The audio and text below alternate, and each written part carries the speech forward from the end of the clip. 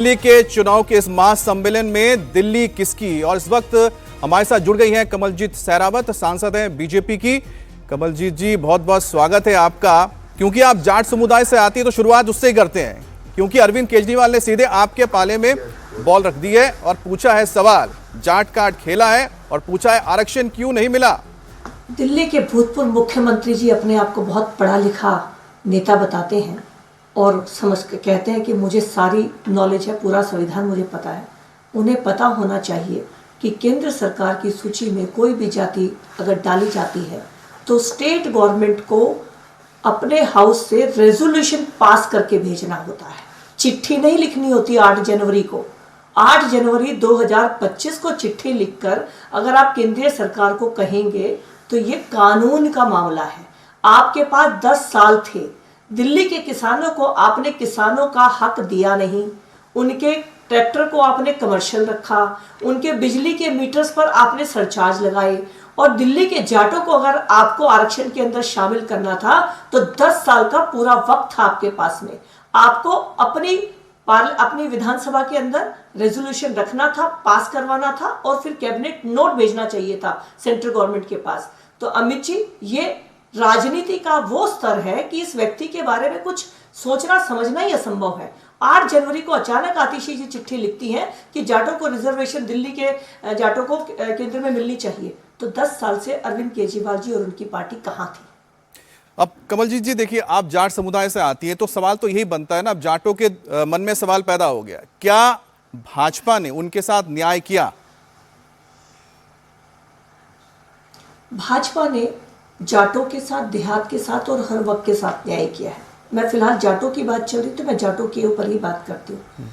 दिल्ली के अंदर IP university है जिसके अंदर जाटों का कोटा है, और ये ओबीसी का जो कोटे में जाट शामिल किए गए, ये उस समय पे भाजपा की दिल्ली में सरकार थी जब ये कोटा बना है। यानी भाजपा को जहां मौका मिला उन्होंने इसको शामिल किया, जिस समय दिल्ली में भाजपा की सरकार थी। उसके बाद कांग्रेस की सरकार रही। पिछले 26 साल से हम दिल्ली सरकार के अंदर भाजपा नहीं आई है, हम 7 सांसद जीते हैं। लेकिन इस मुद्दे को पूरा जाट का मतलब आज की डेट में पढ़े लिखे जाट है, समझदार जाट है, उन्हें पता है कि इस काम को करने के लिए पूरा पार्लियामेंट को अगर करना है तो उसके लिए पहले विधानसभा के अंदर ये ड्राफ्ट जाएगा, उस ड्राफ्ट को रेजोल्यूशन के अंदर बहुमत से ट्रांसफर करना पड़ेगा, फिर कैबिनेट नोट बनेगा और सरकार की तरफ से चिट्ठी जाएगी कैबिनेट नोट के साथ में, रेजोल्यूशन के साथ में, कि जाटों को दिल्ली के अंदर केंद्र सरकार दिल्ली के जाटों को भी शामिल करे। लेकिन पिछले 10 साल के अंदर मेरा अरविंद केजरीवाल जी से सवाल है, दिल्ली की वर्तमान मुख्यमंत्री जी से सवाल है, आप एक कागज का टुकड़ा दिखा दीजिए पिछले 10 साल में जो आपने रेजोल्यूशन बनाकर भेजा हो। आप अचानक अभी 5 जनवरी को चिट्ठी लिखते हैं केंद्र सरकार को, तो समाज को बांटने की, धर्म के नाम पर बांटने की, वर्गों पर बांटने की, कभी इनको जाट के नाम पे, कभी पूर्वांचल के नाम पे अलग अलग बयान देते हैं, क्योंकि खुद के विकास कार्ड के लिए तो कुछ है ही नहीं 10 साल का बताने के लिए। जबकि ये चुनाव दिल्ली का चुनाव है, और क्योंकि मैं खुद जाट कम्युनिटी से आती हूँ तो मुझे पता है कि आज तक अगर दिल्ली के, क्योंकि बहुतायत में जो हमारे गाँव है उसमें जाट जो है वो खेती करते हैं। जाटों को अगर मान लीजिए ट्रैक्टर खरीदना हो, यानी किसान को, मैं जाट इसमें आपने क्योंकि क्वेश्चन जाट का इसलिए कह रही हूँ, अगर किसान को ट्रैक्टर खरीदना है तो कमर्शियल रेट लगता है, 10 साल के अंदर ट्रैक्टर को स्क्रैप करना पड़ता है।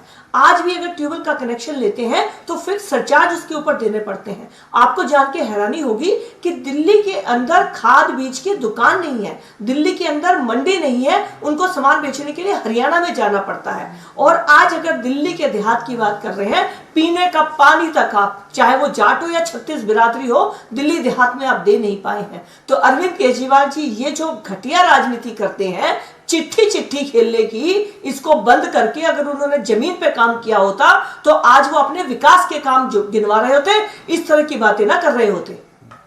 चलिए, एक और जो सवाल मेरे जहन में इसलिए आ रहा है क्योंकि अरविंद केजरीवाल ने ही पूछा था। उन्होंने कहा कि जब दिल्ली पुलिस के लिए भर्ती होती है तो वहां पर अगर राजस्थान से जाट आता है तो उसको आरक्षण मिलता है। यूनिवर्सिटी में यहाँ पर स्टूडेंट आते हैं बाहर से, चाहे वो आ रहे हैं हिमाचल प्रदेश से या फिर राजस्थान से, उनको रिजर्वेशन मिलता है। दिल्ली के जो जाट समुदाय के जो लड़के हैं, युवा हैं, उनको नहीं मिल पाता। सवाल बहुत तीखा है। दिल्ली के अमित जी 2 दुर्भाग्य है अमित जी दिल्ली के। पहला दुर्भाग्य है कि क्योंकि दिल्ली सरकार में आम आदमी पार्टी ने कभी भी कोई रेजोल्यूशन बनाकर केंद्र सरकार को नहीं भेजा, ये उनका मैंडेट है। मैं बार बार क्लियर कर रही हूं, ये दिल्ली सरकार में बैठी आम आदमी पार्टी का मैंडेट था कि वो रेजोल्यूशन बनाकर केंद्र सरकार को भेज दे। उन्होंने भेजा होता और वहां ना होता तो केंद्र सरकार क्वेश्चन मार्क होती। आज अगर दिल्ली के अंदर कोई भी सेंट्रल की या जिन जॉब्स में सेंट्रल रिजर्वेशन चलता है उसमें जाट शामिल नहीं है, क्योंकि दिल्ली सरकार की आम आदमी पार्टी ने हमारे साथ, अगर मैं अपनी भाषा में कहूं, दुभात की है। दूसरी बात, दिल्ली के अंदर आयुष्मान योजना लागू करने का जवाब अरविंद केजरीवाल जी कौन देंगे? दिल्ली के हर वासी को 5 लाख का स्वास्थ्य बीमा लाभ मिल सकता था। आज दिल्ली के अंदर हमारे बाकी स्टेट से जो हमारे भाई बहन हैं आकर वो हमारी दिल्ली की सुविधाओं का एम्स के अंदर, सफदरजंग में, गंगाराम में इलाज कराते हैं क्योंकि उनके पास आयुष्मान कार्ड है। आपने हमारा आयुष्मान कार्ड नहीं बनाया। जाटों की आप बात कर रहे हैं, आपने तो हर वर्ग के साथ धोखा किया है। और दिल्ली का जाट समझदार है, उसे पता है कि मैं इन भ्रम में नहीं आने वाला हूं। मैं जाट की प्रतिनिधि यहां पर बैठी हूं और अपने कास्ट के नाम पे मैं आपको ये बताना चाहती हूँ, उनके विश्वास पर ही बताना चाहती हूँ कि किसानों को दिल्ली में छला गया है और जाटों को रिजर्वेशन पास ना करके ये इन्होंने हमारे साथ बहुत गलत किया है। चलिए आगे हम बात करेंगे अब पूर्वांचल की, क्योंकि पूर्वांचल का मुद्दा भी उसी तरह से उठाया गया जिस तरह से जाट कार्ड खेला गया। अब पूर्वांचल कार्ड खेल के कहीं ना कहीं आप लोग अब कोशिश कर रहे हैं कि अरविंद केजरीवाल को कॉर्नर कर दें। इसमें भी आपको पिछले हफ्ते 10 दिन की 2 घटनाओं को ध्यान करना होगा। दिल्ली में एक ड्राइव चलाई गई कि जो बांग्लादेशी, रोहिंग्या, जो इस तरह से भारत के बाहर के लोग आए हुए हैं, उनकी वोटों की प्रॉपर वेरिफिकेशन होनी चाहिए। और अगर कोई ऐसा व्यक्ति है जो भारत का निवासी नहीं है, दिल्ली में रहता है, वो बिना प्रॉपर डॉक्यूमेंटेशन के उनकी आइडेंटिटी प्रूफ नहीं होती, तो उनको वोट काटना चाहिए। ये रोहिंग्या के लिए स्पेसिफिक, बांग्लादेशी के लिए स्पेसिफिक ऑर्डर निकला। लेकिन संजय सिंह और अरविंद केजरीवाल जी क्या कहते हैं? देखिए पूर्वांचलियों के वोट काटे जा रहे हैं। अरे कमाल कर दिया आपने। रोहिंग्या शब्द में और पूर्वांचली में आपको अंतर ही नजर नहीं आया। पूर्वांचल का हर साथी, हर परिवार दिल्ली की, देश की राजधानी में जब रहता है तो ये उसका देश, उसका क्षेत्र है। मैं भी दिल्ली से नहीं, हरियाणा से आती हूँ, दिल्ली मेरी भी है। तो जब हमारी बारी आती है इस तरह की बातों की, रोहिंग्या को डिफरेंशिएट करने की, तो आप उसको पूर्वांचल से मैच करते हैं। शर्म आनी चाहिए आपको। और अभी आपने कल क्या बयान दिया कि आप यूपी, बिहार से लोगों को लाके यहाँ वोट बनवा रहे हैं। अरे कैसी बात कर रहे हैं आप? दिल्ली और के अंदर जो रहते हैं, चाहे वो यूपी से, बिहार से, मध्य प्रदेश, हरियाणा, राजस्थान, जो भी रहते हैं उनका वोट बनेगा। आप जो नकली वोट बनवाने की बात कर रहे हैं, जो कि खुद ही बनवा रहे हो, उनका पूरा आप ठीकरा पूर्वांचल के नाम पर बिहार और यूपी के ऊपर डाल रहे हैं। तो शर्म आनी चाहिए अरविंद केजरीवाल जी। हर जाति को आप इस तरह से प्रेजेंट करते हैं जैसे वो देश के लिए एक बोझ है। और पूर्वांचल के साथ आपने रोहिंग्या के साथ मुकाबला करके, और जब जिस तरह से कल बयान दिया है, आपने पूर्वांचल साथियों का अपमान किया है। लेकिन कमलजीत जी, जो सवाल लगातार अरविंद केजरीवाल के ओर से उठाए जा रहे हैं, वो कह रहे हैं कि जो आप लोग हैं फर्जी वोट ला रहे हैं, पूर्वांचल से लोग लेकर आ रहे हैं, उनसे फर्जी वोट बनवा रहे हैं, खासतौर पे उनके विधानसभा सीट पर। दूसरा है कि उनके वोटर्स को आप कार्ड दे रहे हैं। तुगलकाबाद का भी उन्होंने जिक्र कर दिया कि वहां पर कई सारे वोटर्स के नाम कार्ड दिए गए। दिल्ली इलेक्शन कमीशन बहुत सिस्टमेटिक ढंग से काम करता है। अगर किसी का नाम कटता है और वो व्यक्ति वहां पर जाकर कटने के बाद भी अपने आप को प्रूव कर दे कि ये मैं हूं और ये मेरा प्रूफ है, तो वो नाम उसी तरह जोड़ दिया जाता है। वोट काटने के लिए प्रॉपर नोटिस दिया जाता है और उसका नाम काटा जाता है।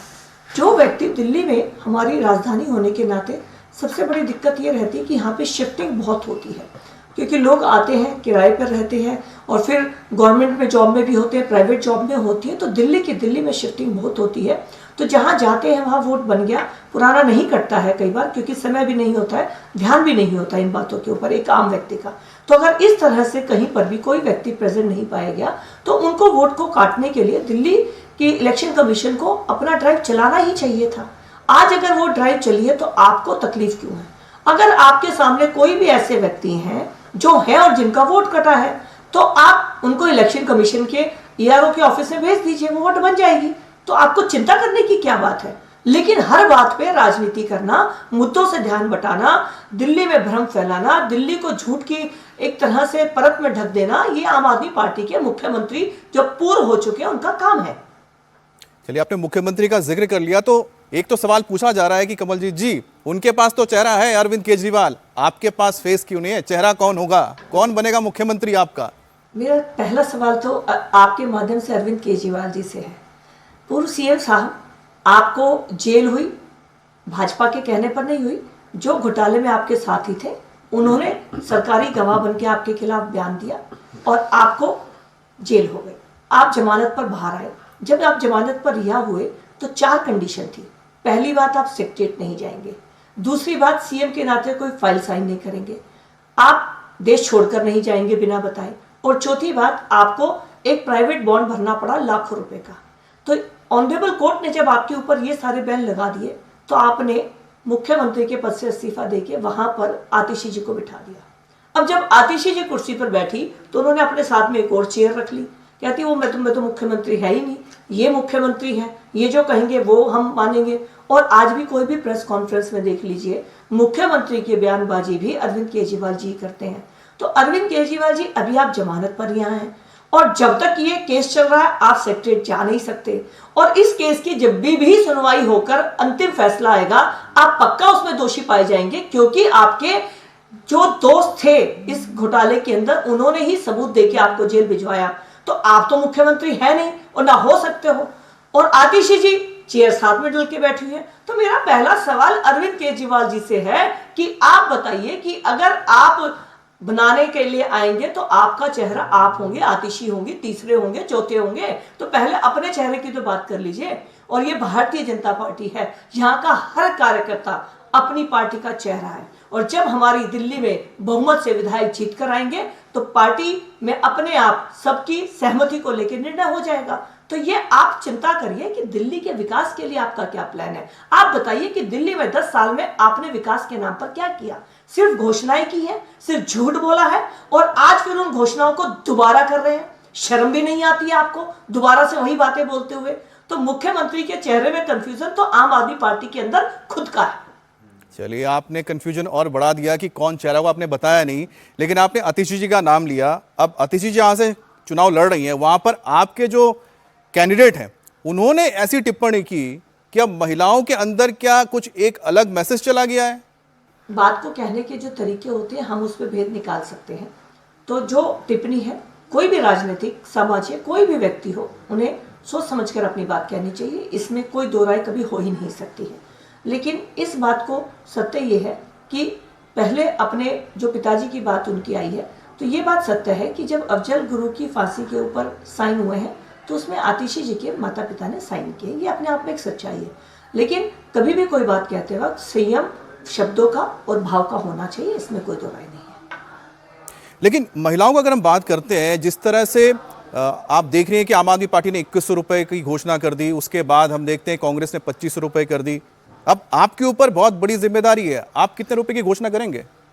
सबसे पहले तो अमित जी, मैं आपको कहना चाहूंगी कि जिस पार्टी ने 2100 रुपए दिल्ली की बहनों को महिला सम्मान राशि देने की घोषणा की है, वो चुनाव लड़ते वक्त 10 साल से दिल्ली के शासन में है। और खुद को पढ़ा लिखा मुख्यमंत्री बताने वाले व्यक्ति को ये पता होना चाहिए कि कोई भी अगर पॉलिसी बनती है तो ड्राफ्ट पॉलिसी बनती है, बजट एलोकेशन होता है, कैबिनेट की अप्रूवल होती है और फिर नोटिफिकेशन होता है, तो वो पॉलिसी बनती है। इनके पास 10 साल का समय था महिला सम्मान राशि को वहां पर नोटिफाई करा के दिल्ली की बहनों को देने के लिए। इन्होंने नहीं दिया। 10 साल बाद ये दे रहे हैं। क्यों दे रहे हैं? मजबूरी क्या हुई? क्योंकि भारतीय जनता पार्टी की जिस भी राज्य के अंदर सरकार, मध्य प्रदेश से शुरू करते हैं, लाडली बहना मामा कहलाते हैं हमारे पूर्व मुख्यमंत्री शिवराज जी, क्योंकि सभी बहनों को लाडली बहना दी। उड़ीसा के अंदर सुभद्रा योजना, महाराष्ट्र के अंदर, हरियाणा के अंदर, हम जहां सरकार बनाते हैं वहां बजट एलोकेशन करके और पॉलिसी को नोटिफाई करके बहनों को सुविधा देते हैं।